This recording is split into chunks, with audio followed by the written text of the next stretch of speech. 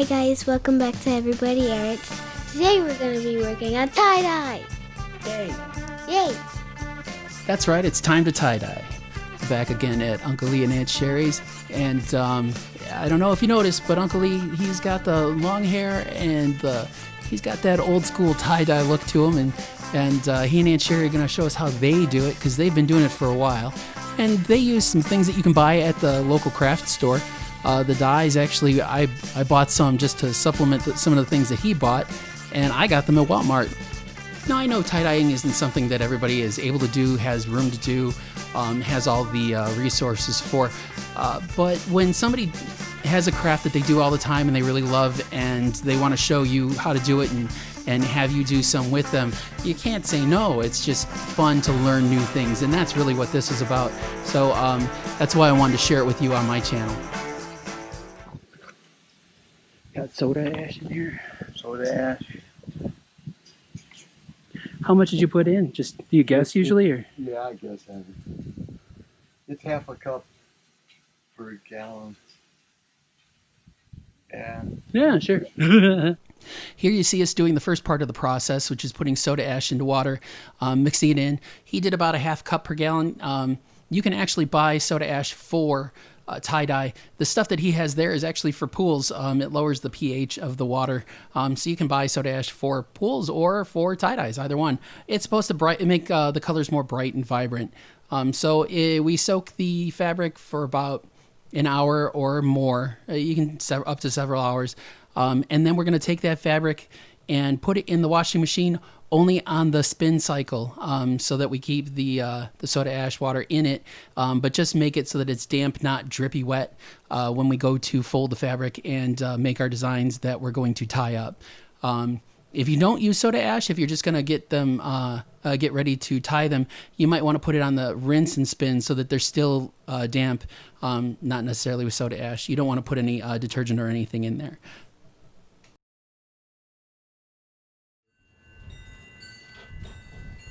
Here you see Emma and Eric getting to the tying part of the tie-dye. They're going to twist and fold and basically make different shapes in their fabric, and then wrap rubber bands around them to hold the shapes. These shapes are what make the different patterns in the tie-dye.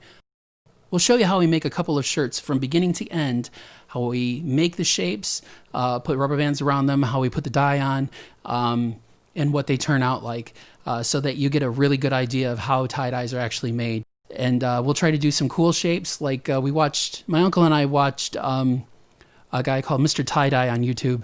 He was really great. He did a heart, and we tried to recreate that. We did pretty well. It's really hard to make actual shapes in the tie-dye, because obviously colors bleed and things, but I think we did a pretty good job. So hopefully by the time you're done watching this, you'll have a pretty good idea of how tie-dyes are made.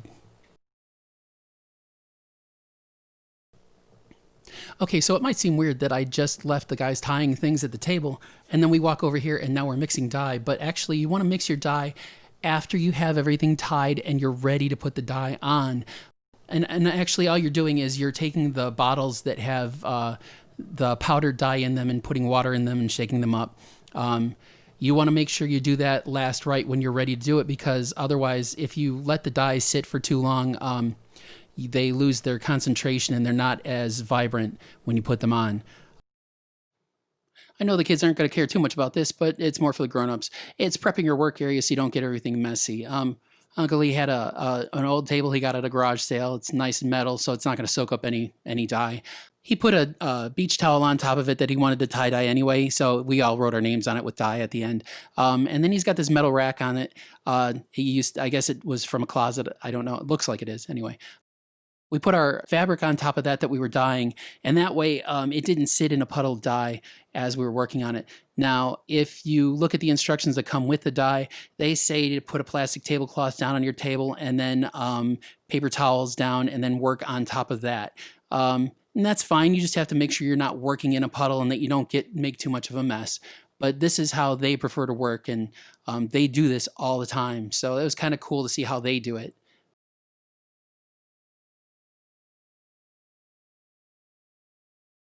I think today we'll start out with one of Eric's shirts. He's doing a simple sunburst design, but his turned out so perfect. It's a great example of how to do it. He's actually taking up a big section of his shirt. You can see right there, and he put a couple rubber bands around him, and he can put a couple more on there too. It's really just to hold the fabric in place when you put the dye on. The rubber bands don't interfere with where the dye goes or make a difference as far as how the dye soaks into the fabric at all. It's really just there to hold it in place and hold it tightly. So he's going to put a couple of different colors on the sunburst, and then he's going to have like one color on the background of the shirt for the main part of the shirt. And it's going to look really cool when it's done. I was really impressed with this one. After he ties off the last of the sunbursts, he's going to scrunch up the rest of the shirt in a crumple technique, and that's going to give the rest of the shirt a classic look. Here we see Eric beginning on his shirt, and on one end is going to be one sunburst, on the other end is going to be the other sunburst. So in the middle is going to be blue. And as you can see, it's going to take a lot of blue to fill in all of that fabric in the middle. So he just keeps flipping it and going. You might think that even though he's putting one color all around the whole middle of the shirt, that it's all going to be blue and it's going to be solid like the shirt that he's wearing. Actually, no, it won't. Like I mentioned before, he's actually using a crumple technique. You're going to have a lot of folds in that shirt, and those folds aren't going to get all the dye, and it's going to have some of the white showing through on the shirt between some of the blue. It's a really cool technique, and you'll see it when it's finished.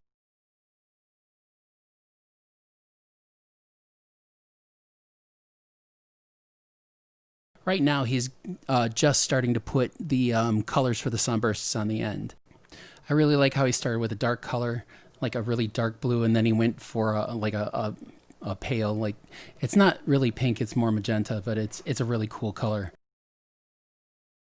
He did a really good job of planning out his colors. I mean, everybody thought about the colors beforehand, and they all turned every single shirt, even though I'm not showing you every shirt how they made them, all of the shirts turned out cool. So, you know, I'll show you all of them at the end. But the ones that I'm showing you, they're just really good examples of tie-dye. Then they put it in the bag and sealed it so that the colors could set and it wouldn't dry out overnight.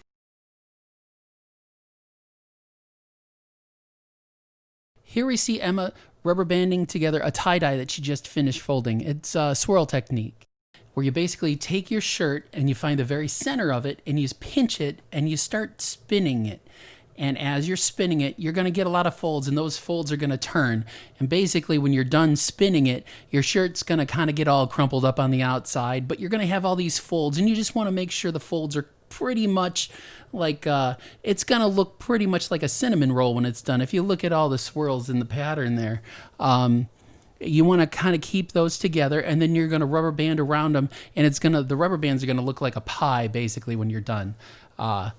I know that's, wow, I'm talking about pies and cinnamon rolls. No, I'm not hungry. That's just kind of how it looks when you're finished. The pie shape will make more sense when she starts coloring it.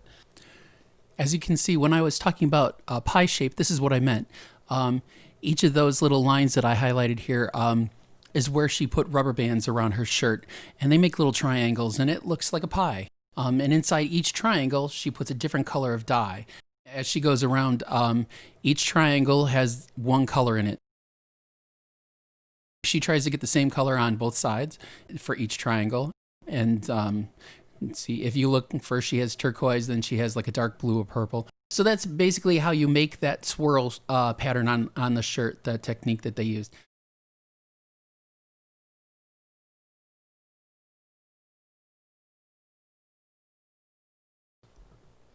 Here's another one of Emma's. It's actually probably the hardest one to fold because she's doing a heart. And if you look, Uncle Lee's taking it, and we're going to draw the front, draw the heart on the front with a washable marker. And I had Emma point where she wanted the top and the bottom. I should have, on her shirt, I should have made the heart a little more fat because it looks really thin when you look at her shirt once it's tie-dyed. But now here's where it gets kind of rough. He's going to take the line and he's scrunching the shirt up so the line makes one continuous straight line. Now we're gonna cut to another shirt that he did where you can see his hands a little more close up just for a little bit. You can see even though the line is curved at the top, he's kind of pulling the material around so it still pulls back into one straight line. See, as it's curved towards the top of the heart, the shirt is still folded over, and he's grabbing it and pulling it down so that curved line ends up being straight across. Now, once he gathers all of that curved line into one straight line, then he takes a rubber band and puts it right around where that straight line is.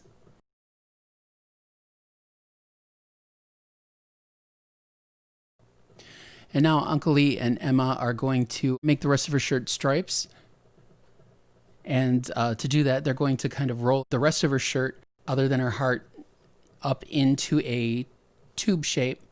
And then they're going to rubber band it off into sections. And each section is going to be a different color. Right now, I'm explaining to Emma that one little doopy that's sticking out right there, that's going to be the heart. That's the part that Uncle Lee made that line, and then we wrapped the rubber band around. So that's going to get whatever color she wants to make the heart, which I think in this case is going to be the red. On the rest of it, there are sections made by the rubber bands, and then she's going to put different colors in each section. And that's how they decided to do the rest of it, as I had mentioned earlier. The last project we're going to look at before we rinse everybody's out and see what the final results look like is Emma's hat project. Now what she's doing here is taking a rubber band and scrunching up little bits of her hat, almost like putting ponytails on it, more or less. She'll take up a little piece of material and then tie a rubber band around it. So it almost does look like little ponytails or pigtails sticking up. The other thing that Emma's going to do to her hat is it's a gradation from the ink color or the dye color to the fabric color. What we need to do, though, is there's no tying or binding for that. You just put the ink on the very edge of the fabric, and then you can brush it up with a wet brush. We actually didn't do quite what they had said in the instructions that you saw there, but we'll explain it more as we work on the project. So right here we see Emma starting her tie-dye hat, and she's taking those little, I call them ponytails, the pieces of fabric that she pulled up, pinched, and then put rubber bands around. They look like ponytails to me. That's why I called it that. So she's putting a different color on each one to make it look like a sunburst, just like Eric did on his shirt. And then she's going to put different colors around the outside. She just decided to splash certain colors around it. You can't really bunch up the top of the hat quite like a regular tie-dye. So the way she did it here, she was just putting neat little tie-dye colors all around. She didn't have any specific idea or pattern in mind, but it actually worked out really well for her. Right around here is where I walked over and tried to help her with the brim of the hat. She's going to use two colors instead of one, so she has to pour it along the edge and then the other color along there. Now, we've never done this before, and I think the brim of the hat was actually too dry at that point, so I asked Eric if he could go run and grab me a spray bottle. And as we got the brim wet, or the dye wet, Emma could brush it up. And if you look there, it looks really cool. And now her mom and Aunt Sheri are going to put it in a Ziploc bag so that it stays wet and the ink sets in there, and she can rinse it out the next morning. So here we are the next morning, walking over to the sink outside to rinse out our tie-dyes. It's been 24 hours. We're going to start rinsing and have some fun, and you guys get to see the fruits of our labors. Say hi, Emma. Did that open the bags? Say hello. Hi. Hi. Oh. Okay. These all soaked overnight, 24 hours. Some say 6 to 8 on the instructions, but that's not hardcore enough. That's not hardcore enough. How about if we just have you rinse out your hat? Let's start out with the hat, because that's like the crowning glory. You need gloves. I'm going to bounce around a little bit in order as far as what we're rinsing out, but we're going to start with Emma's hat. And here she's just taking off the rubber bands. Oh, look how beautiful it is. Look at how It's beautiful gorgeous. those little colored circles come out. It is very pretty. Huh? Oh wow! Look at the circles on there. That's gorgeous, Emma. Those look like flowers. It looks professional. Okay. Those are beautiful. Yeah, you tell people I make them. Emma's a natural. Look at that. Yes.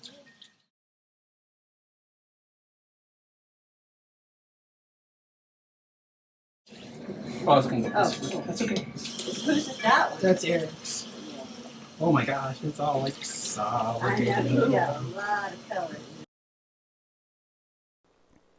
In typical Eric fashion, he was sleeping that morning, a little later than most of us, but he, and actually his room where he was sleeping was kind of right behind that window that we were doing all the rinsing. So sometimes we were talking kind of loud, kind of teasing him as we were rinsing out the shirts. But yeah, we were rinsing that. This is my favorite one that he did, and all of them turned out great. But look at how much ink is coming out, and it takes so long, and it takes so much muscle power. Like just in your hands start aching after a while. So we were all taking turns rinsing out the shirts and things. So that's just his that we're doing right now. It took like 5 minutes of rinsing just on that one, and then we moved on to some other ones too, but everybody just took turns rinsing. This is how much ink usually comes out. Like when we did Emma's hat, hardly any came out for hers, but for his shirt, yeah, that's pretty typical. Mine took forever, but I think I had a different kind of material on mine. So these are just 100% cotton. Emma. Come on, Emma. Mine. Squishes. You're all empty? Stop squishing. Here's another one of Emma's. It's really cool. It's proud daddy, got to take a picture. Anyway, it's another one of Emma's, and it's really cool. And it's a swirl tie-dye. That's the one that we did the pie with the rubber bands. It looks like a pie. And yeah, I'm probably going to show the pie graphic in a second. Anyway, you'll notice here, like, they look really bright or dark. The colors are very, very vivid. Like even after we rinse them out, but when you wash them in the wash, they're gonna look a lot duller. Not necessarily worse, but they do become quite a bit different after you wash them. And that's just typical. That's typical of all the tie-dyes. Even if we did use the soda ash that's supposed to make them more vivid, and we soaked them for quite a while, and we let these set overnight, where you're only supposed to do 6 to 8 hours according to the instructions. But yeah, that's just how these usually go. Online, it's surprising. I see a lot of people with very vibrant tie-dyes that stay very vibrant, and they have quite a few rituals, like hand washing 20 times with dish soap by hand. I'm like, I don't really want to deal with that. I'd rather throw it in the washing machine, and obviously not with your other clothes, but you wash the shirts by themselves for a while, and you don't let them set on top of other clothes after you wash them, because you don't want their dye sinking into other clothes and having laundry accidents and things. It doesn't last like that forever, but just for the first several washings, you don't want to wash them with other things. But yeah, they look really nice when they're done, but obviously they're going to look different than they did when they first come out of the bag that they were stored in overnight and after you rinse them out. All right, baby, Emma's next shirt. Want to do some sleeping? Yeah. Okay. All right, guys, here it is. It's the final shirt. It's the tie-dye that Emma did, where she had bands of color, and she also has a heart on it. We'll show you the heart here in a second. I actually thought when I was getting ready to wrap up the video, when I thought I actually had more shots of them showing the shirt, not just rinsing them out like that. If you remember when I drew it before, I'll show you that shirt right here. When I drew it before, I drew it kind of tall and not very wide. I said, oh, I wish I drew that fatter, because, yeah, as you can see here, it ended up being kind of thin and pointy and not as heart-shaped and kind of nice and big as I had hoped. And yeah, it is just kind of hard to get a nice, clean line on with dye, when you're doing tie-dyes. Again, the guy that we watched, he did amazing stuff, and I highly recommend, if this is interesting to you, or if you're interested in doing your own, I highly, highly, highly recommend watching MrTieDye. Uncle Lee and I were inside for hours watching MrTieDye while Eric and Aunt Sheri and Michonne and Emma were all outside doing mosaics, I think, that day. So we were just brushing up on our stuff when we were getting ready to do the tie-dyes. So yeah, definitely watch MrTieDye if you're interested in this kind of stuff. Sorry I made it kind of long. But yeah, as you can see, these turned out awesome. And I'm going to show you like what all the tie-dyes turned out like at the end. So I really hope you'll like this tie-dye episode. I got some really cool ones coming up. I think this is going to be the last one from Uncle Lee and Aunt Sheri's. We had a blast there. You know, like I said, this is what we do when we all get together, you know, because they love to do crafts and stuff, and we love it too. I hope you really enjoyed watching it, and we're going to get back to our own crafts, things we can do at home, you know, just fun things. So I hope you stick around for that, and I hope you enjoyed this, and I hope you're being good to each other and being kind, and that's it. All right, you guys take care. All right, goodbye.